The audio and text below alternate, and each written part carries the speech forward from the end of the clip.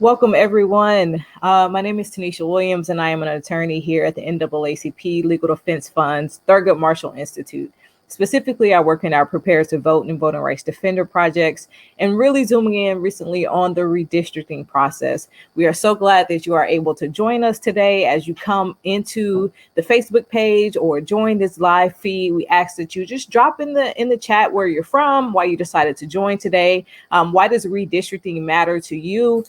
We do want this to be an engaging time, and we also appreciate you for being patient with us. Tech issues, we are in the world of virtual everything, and so we do appreciate you all for being patient with us during this time.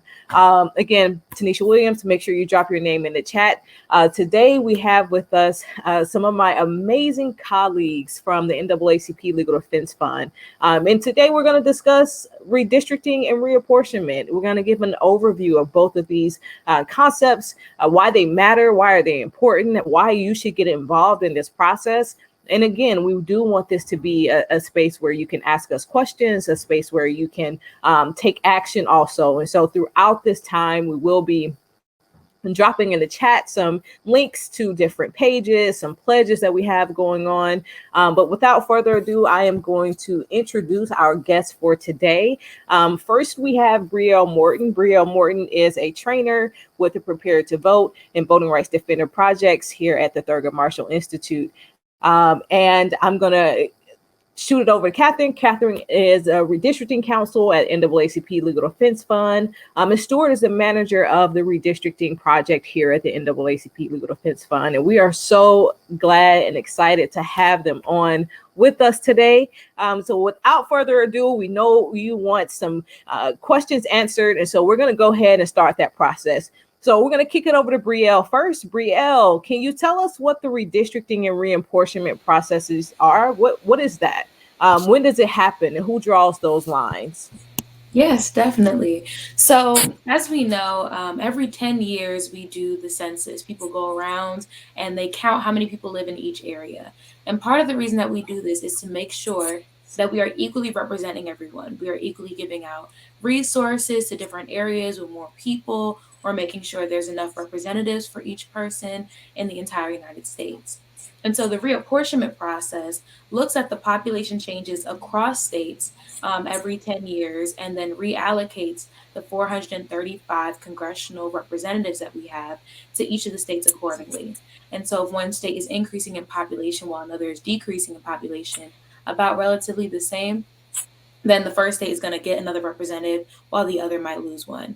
And so we saw a lot of the changes. And so we're going to see how the changes in representation is going to impact our districts. So on the other side of reapportionment is redistricting. So whereas reapportionment looks at changes across states, redistricting is looking at the changes that we see inside of your own state. So we're going to see, are more people moving out of the cities? Are more people moving into the cities? Are people moving to the southern part of the state versus the northern part of the state? And based on those changes, once again, we will redraw our district lines to make sure we have the same amount of people living in each of our districts. And this is all about just making sure we have equal representation once again, and ensuring that everyone has access to resources.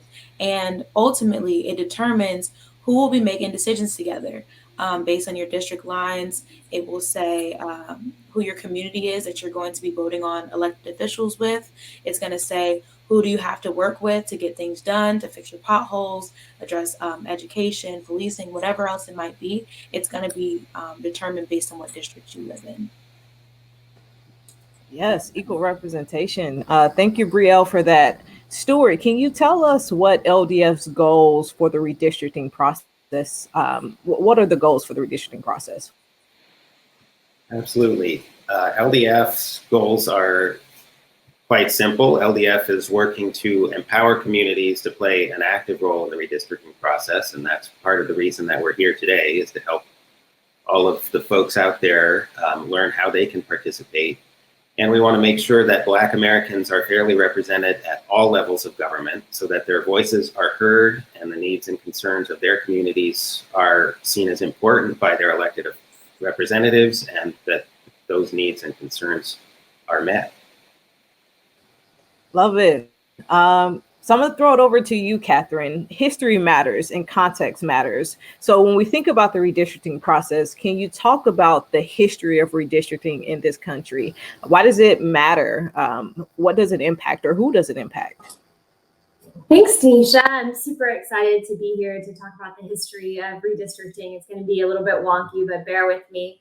So at the time of the founding, the framers of the Constitution devised a solution, which we call the Great Compromise, provide each state with 2 senators in the upper house of Congress and proportional representation in the lower house of Congress, the House of Representatives. But the right to be included in the apportionment of House districts was only given to free people and did not include Indians. So that meant that, by embracing chattel slavery and everything that went with it, the United States counted, or the framers counted, African-American slaves as 3/5 of persons. And that, although, is a reflection of chattel slavery that existed at the time and was kind of part of the founding, it also reflected an understanding that apportionment of House of Representative districts was never about citizenship, it was about total population. So of course we fought a civil war, which sometimes feels like we're still fighting it. We got the Reconstruction Amendments, and the 14th Amendment said that you have to count all men present as well, all free persons. So that changed the way that the apportionment was conducted. So the Constitution requires the enumeration of the population every 10 years to be made in such a manner as Congress directs. That's Article 1, Section 2 of the Constitution.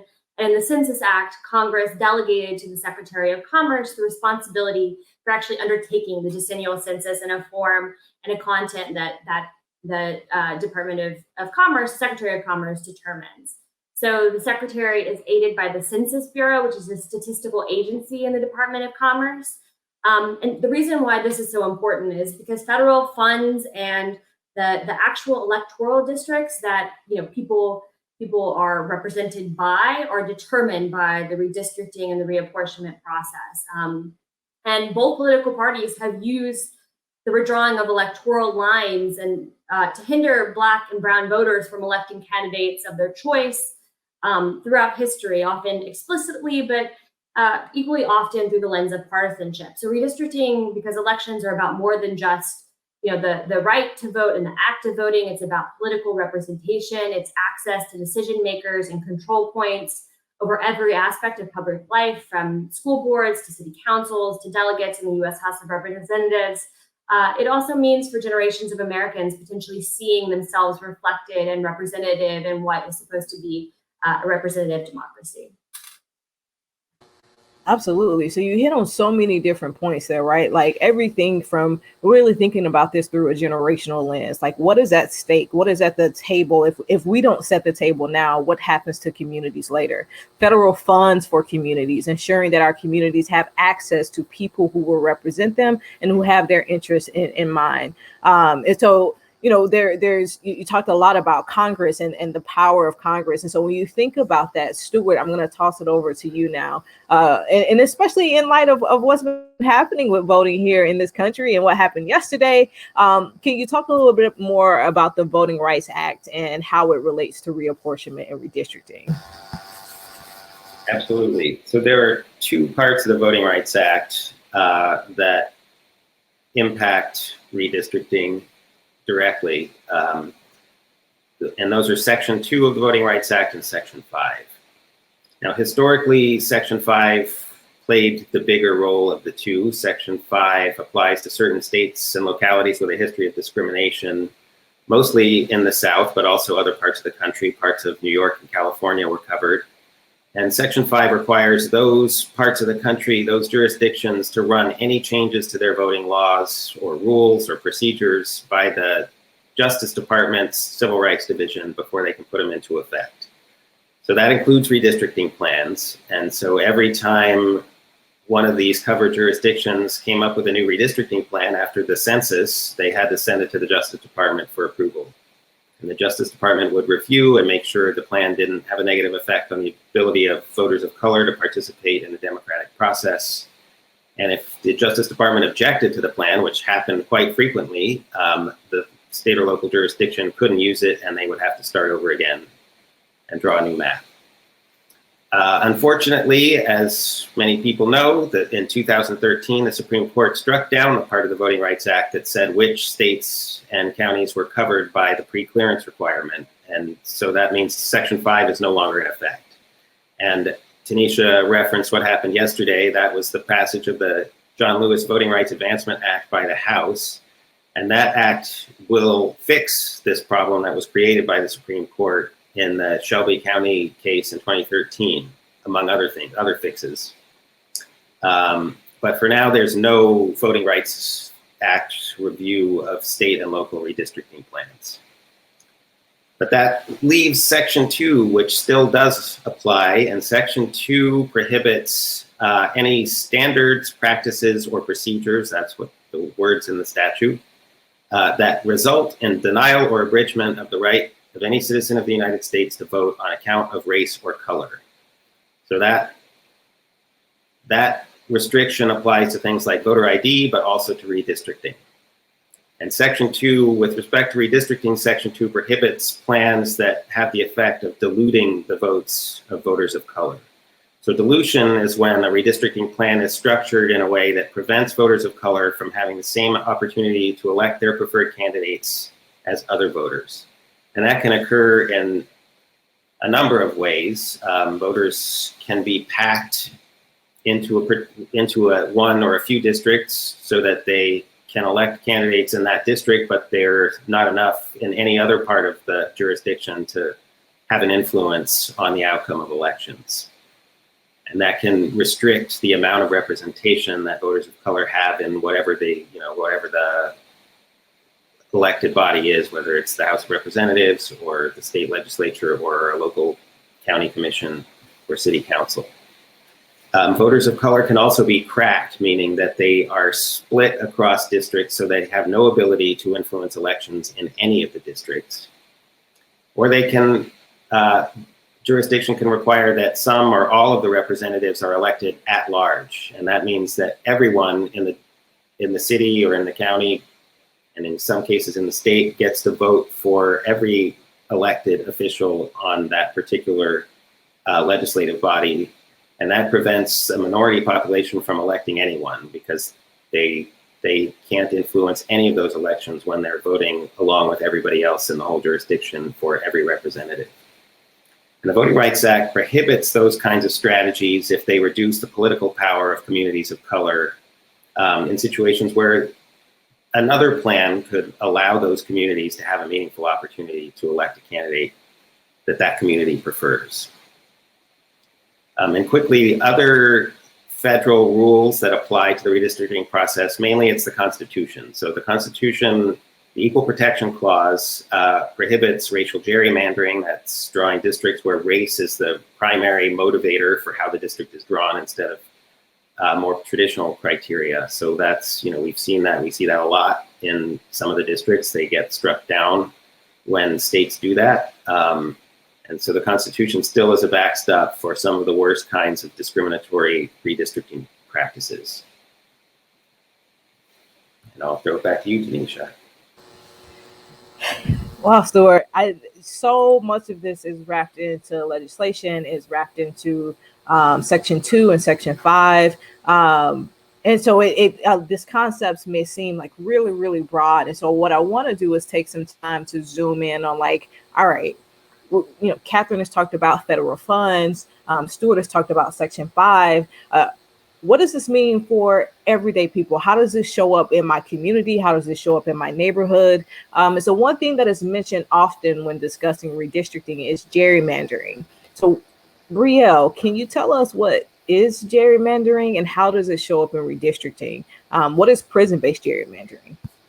Yeah, so to the first question, what is gerrymandering? Gerrymandering is when a district or an election system is manipulated to disadvantage or advantage different communities. So you have partisan gerrymandering when they are manipulating the districts or the election system to benefit one party over another. Racial gerrymandering, which manipulates the district to benefit one racial group over another. And there's also prison-based gerrymandering, which really looks at not so much how we draw a district or how we set up an election system, but more so how we actually count people.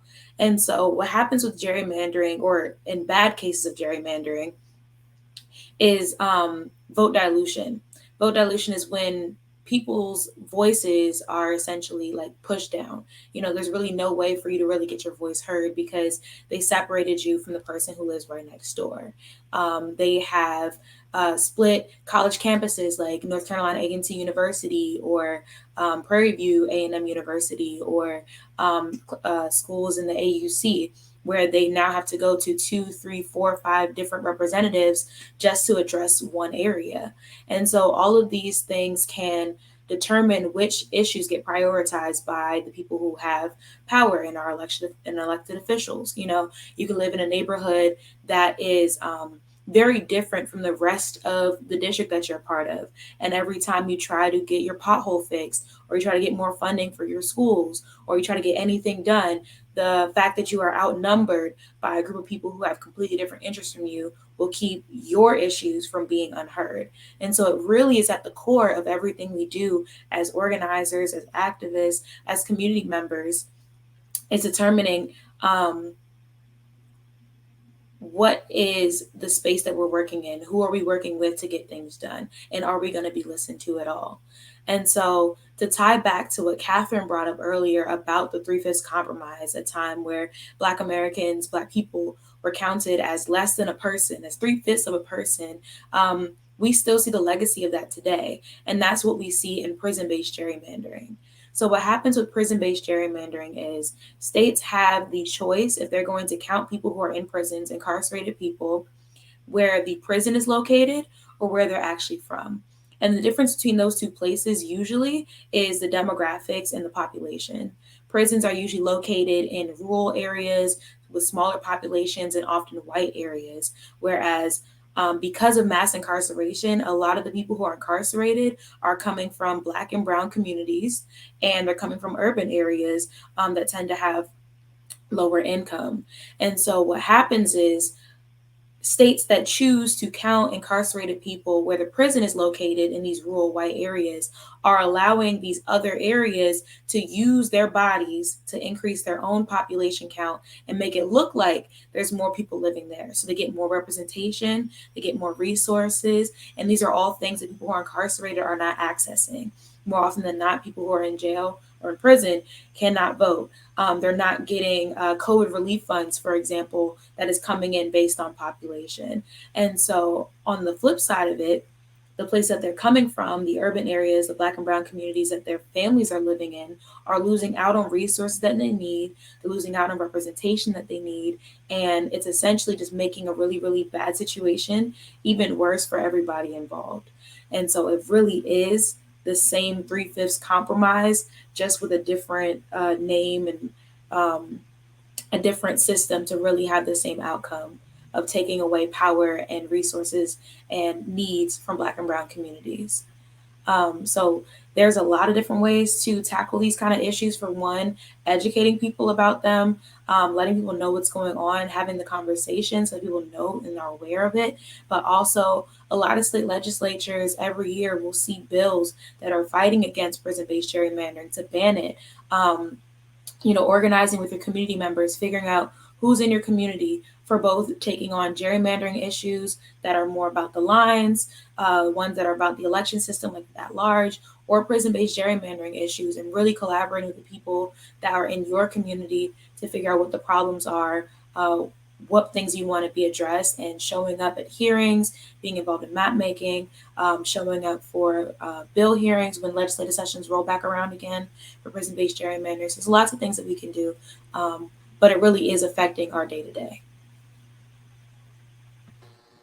Absolutely, Bria. There's so many things we can do today. So we've had the wonderful opportunity to hear from amazing people who are so knowledgeable about this. From really thinking about redistricting through the lens of history and through legislation, to thinking about this process through how it impacts everyday people. And so speaking of that, like when we think about redistricting, this is a question that we want to ask all of our panelists.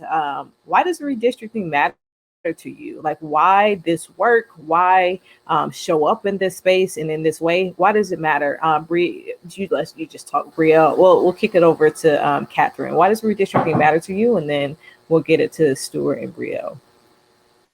Thanks, Tanisha. Redistricting and voting to me are the hallmarks of a functioning democracy, and you cannot have a functioning, healthy democracy that is able to address some of the other and critical social issues that are raging across the United States right now without access to decision makers and the ability to have your vote counted in an election. So both the right to vote and the ability to elect representatives of your choice are, how we ensure that our democracy is functioning and that we're able to tackle the social issues that are kind of continuing to rage across the United States and have, throughout its entire history. And I'm interested in particular in political representation because, I come from Shreveport, Louisiana, and that experience was formative for me in many ways, and kind of recognizing the many barriers that the Black community in the South, where most of the Black community is,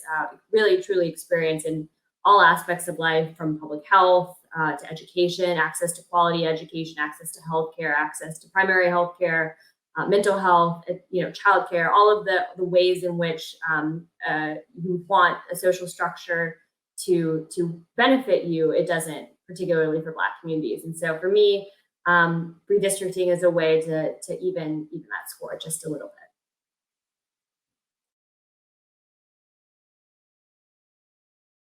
You're on mute. You're on mute.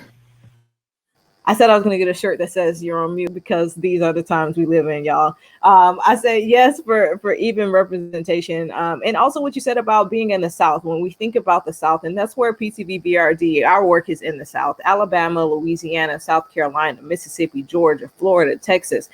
These states are often hit the hardest, and these states often have the most inequities, and so. Absolutely ditto you in terms of thinking about the South and the ways in which we historically in the South have had to fight and advocate for equal representation and political participation, as you're saying. So thank you, Catherine. We're going to toss it over to you, Stuart. Why does redistricting matter to you? Well, redistricting matters because it not only determines the power that people exercise. Fair districts determine the power that communities of color can exercise by electing representatives that will address their needs and concerns. But it also affects how people feel about the process. So when people see the process being manipulated to reduce their voice, it makes them feel like the system doesn't matter, it doesn't work for them, and people don't vote. And so making sure that people see a process and a system that is fair, that gives them a shot at electing people who will address their needs and reflect their values is critical. And that's a critical part of the redistricting process. And then just one point I'd like to make on the question of getting people out to vote. Everybody needs to get out and vote every election. People often feel like it doesn't matter, my vote doesn't count. But when you don't vote, I'm going to go back to the point Brielle made. When people don't vote, they're still being counted for redistricting purposes. So their bodies are still being counted, and other people who do vote are using their bodies to increase their own voice. So you need to get out to vote to make sure that your voice is heard and your community's voice is heard. Absolutely. And we're going to talk a little bit about leaving no power on the table at the very end. But this thread of like democracy matters, the way in which we show up at polls, that it matters. And redistricting is just another piece of that continuum of ensuring that we not only have the space and opportunity to show up, but that we can actually participate in the political process and have people represent us that, again, have our interests at heart. So democracy absolutely matters. And then, Brielle, why does redistricting matter to you? I really loved you guys' answers, definitely.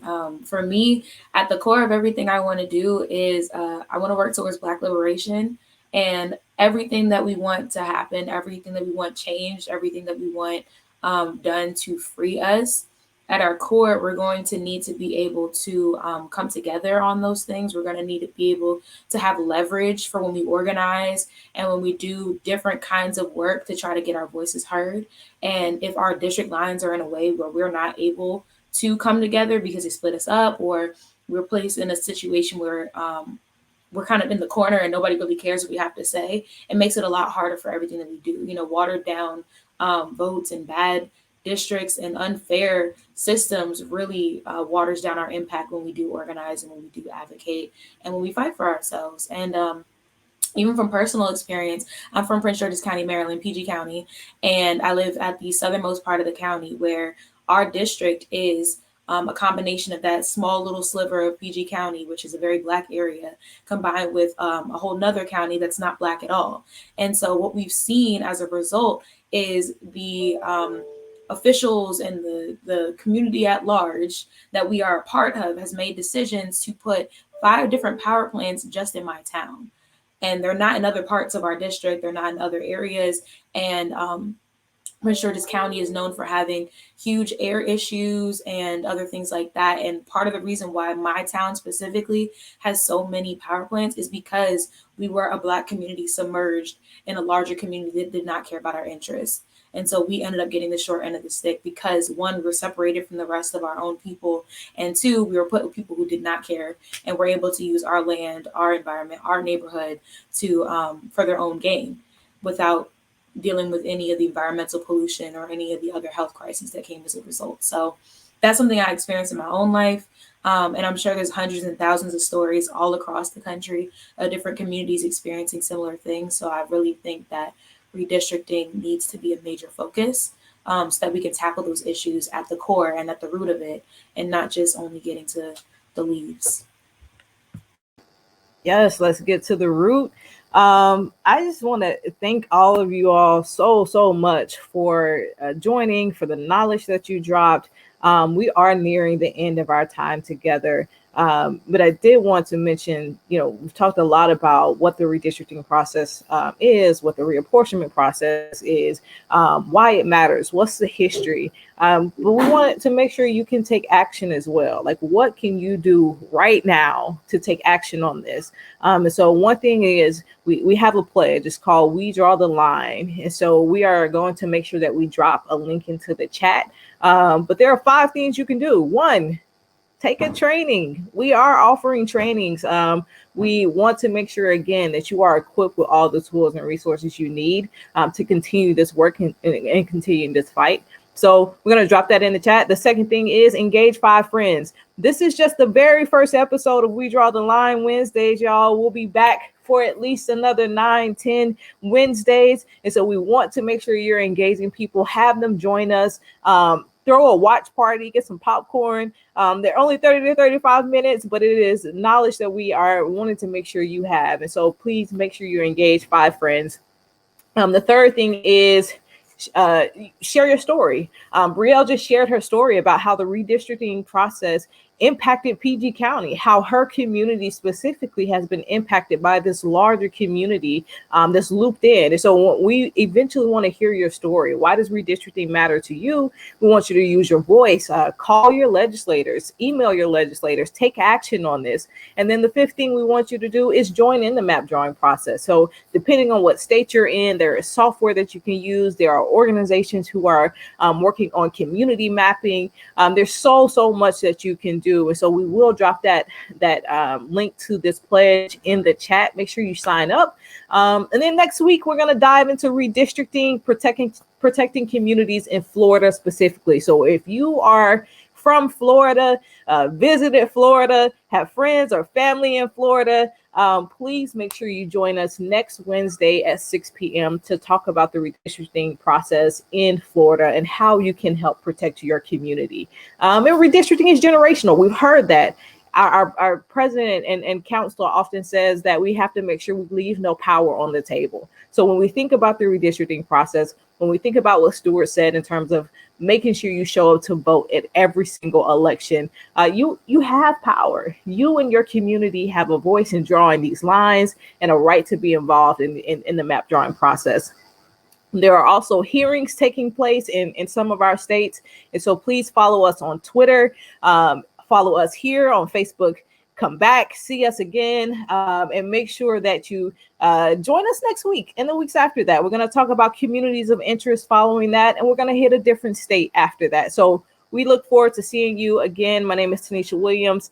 We've had our fantastic, wonderful colleagues, Catherine Sadeh-Savin, Stuart, and Brielle, and this is NAACP Legal Defense Fund. Thank you again for joining us, and we will see you again next week.